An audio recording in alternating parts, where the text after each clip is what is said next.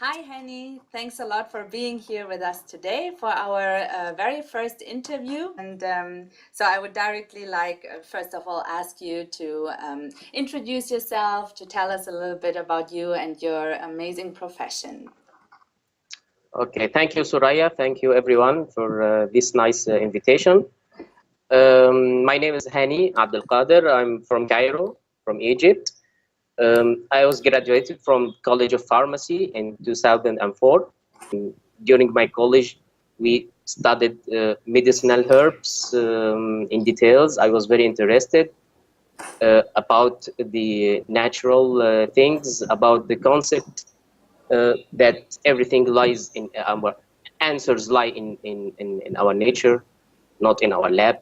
I started working as a conventional pharmacist in my own pharmacy. Then I decided to read and research more in the field of alternative and complementary medicine.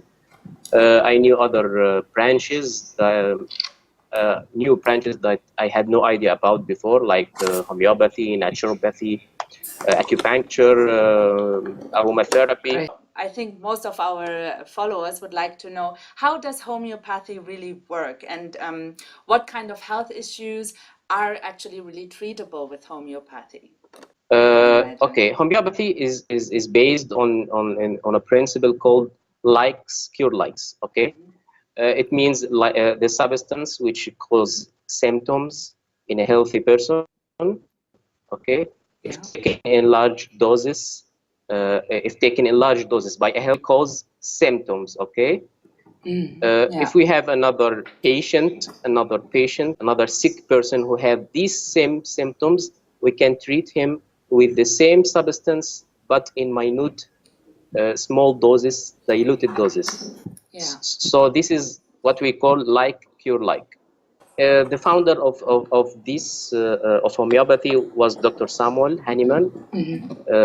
He discovered this concept, or let's say he rediscovered, because it had roots in the old Greek medicine. He found a substance called quinine. Okay, quinine in his time, 200 years ago, was popular used to treat malaria. They used the quinine to treat malaria.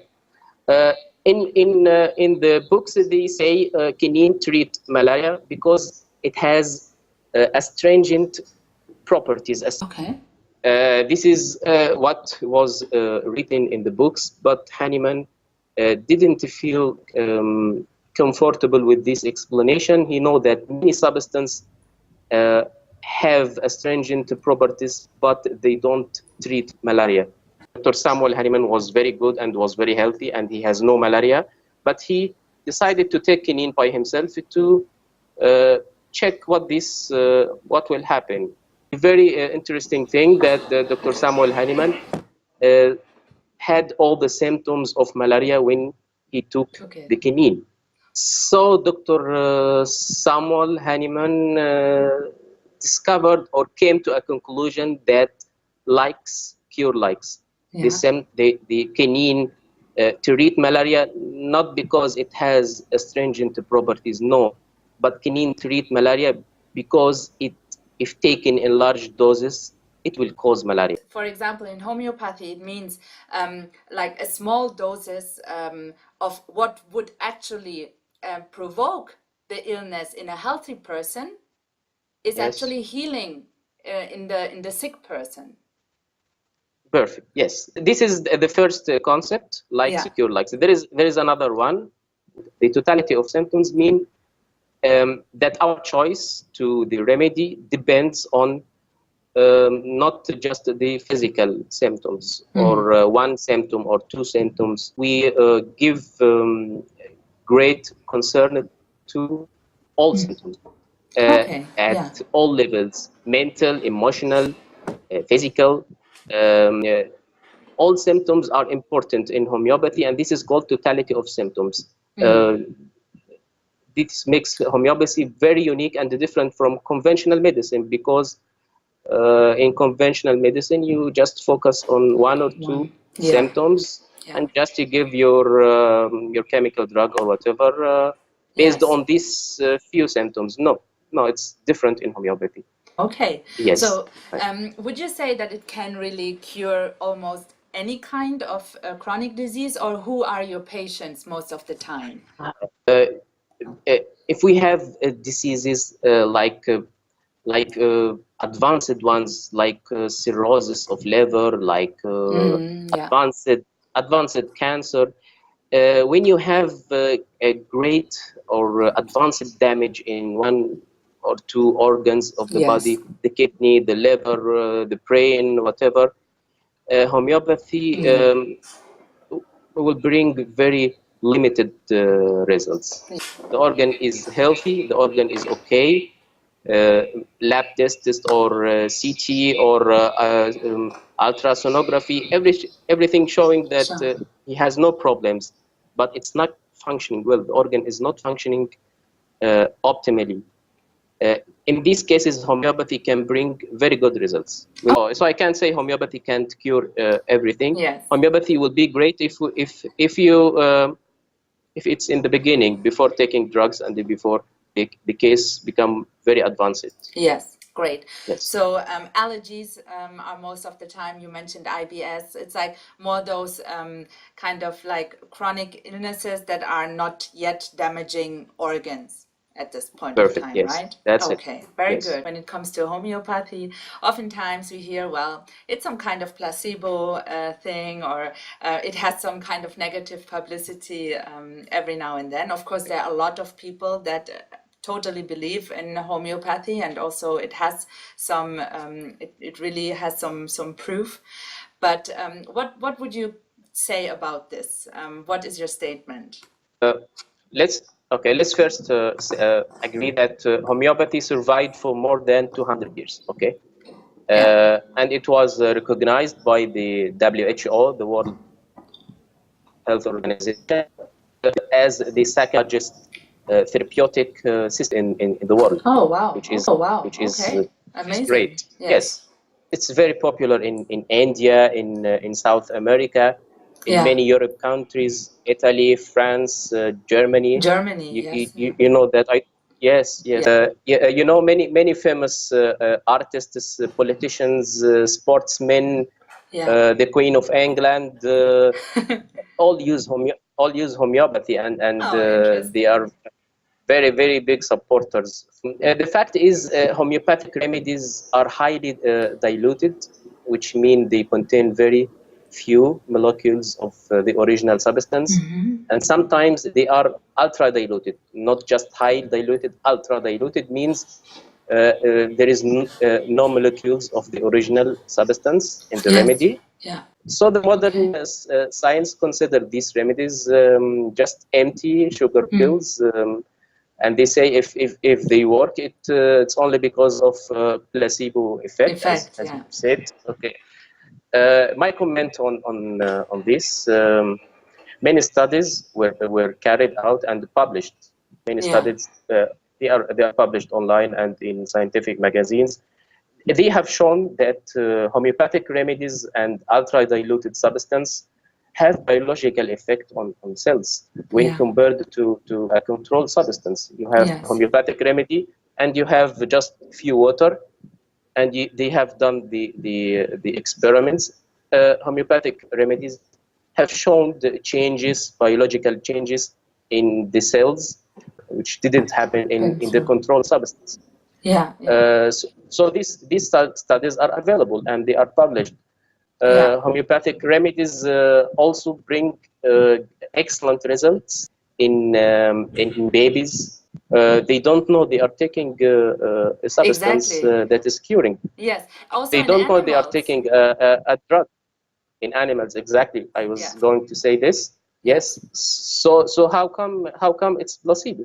We don't know the mechanism. So let's be honest, we don't know the mechanism of action. There are many theories trying to explain how exactly homeopathic remedies work. One of them is called the memory of water, which assume that the water has the ability to carry information from the original substance that has been diluted in. So this is called the memory of water, and there is a Nobel Prize winning scientist who who have made research and experiments on this concept. Another one is related to the nanoscience, the nanoscience or the nanotechnology, which say that there are nanoparticles in the homeopathic remedies. There are nanoparticles which can be seen only using highly advanced microscopes.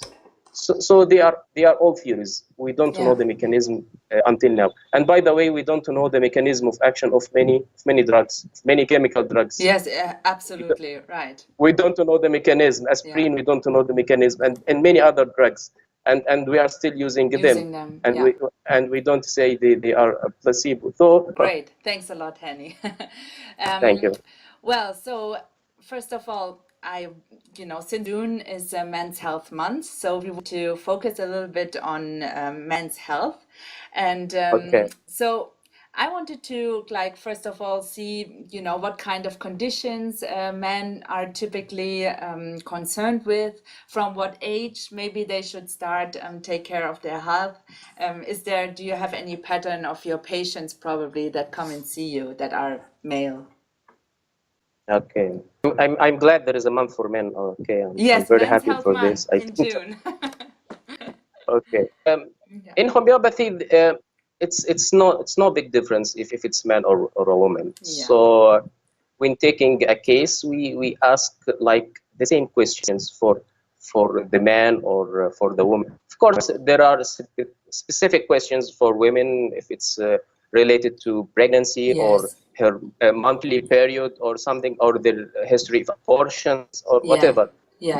Men, of course, have other specific questions, but in general, the questions related to the food habits, the sleep, the childhood, whatever, they are the same. They are the same. Okay, men will usually come to the homeopath asking for help. Yes, for something physical. It's always physical. It's not easy for a man to reveal his emotional weakness, so he will not come to the homeopath for depression or for something like anxiety or no. He will come to you for IPS or for headache or high blood pressure. So it's your rule. It's your rule as a homeopath or a therapist to take him easy and lead him step by step to open up and tell all about his physical and emotional way. So this is you have to be gentle with him so he can open up with you. So you can help him properly. Yes, it's almost a little bit of psychology as well. So you have to make a good bond, I think, in general with. Yes, exactly. Yeah. That's a really nice approach, I think, to look at everything, the emotional, the childhood, like really the whole picture of it. So, men are more neglecting probably with their health and wellness compared to women that, also for their looks. Most of the time, it's the best motivator for them to stay fit and healthy. What is your experience with men? Just would they come less to you, or? Yes. More of my patients are women or children. So I completely agree with you. Maybe lately there is more awareness growing among young men about healthy lifestyle. And the healthy food and using vitamins, supplements, whatever, but still less when compared to women. So I agree with you. Yes, maybe the reason again is women usually have more fears or worries about their beauty and their body than men. Yes, right. So they are So also women are more sensitive and in touch with their emotional sphere. They feel it immediately. While men may not recognize changes or anything, they just ignore it or silence them with painkillers or smoking. He will go for years ignoring them until they are something big and dangerous. At this moment, it can't be ignored anymore. Let's say it will be usually over 35 or 40. Usually over 40.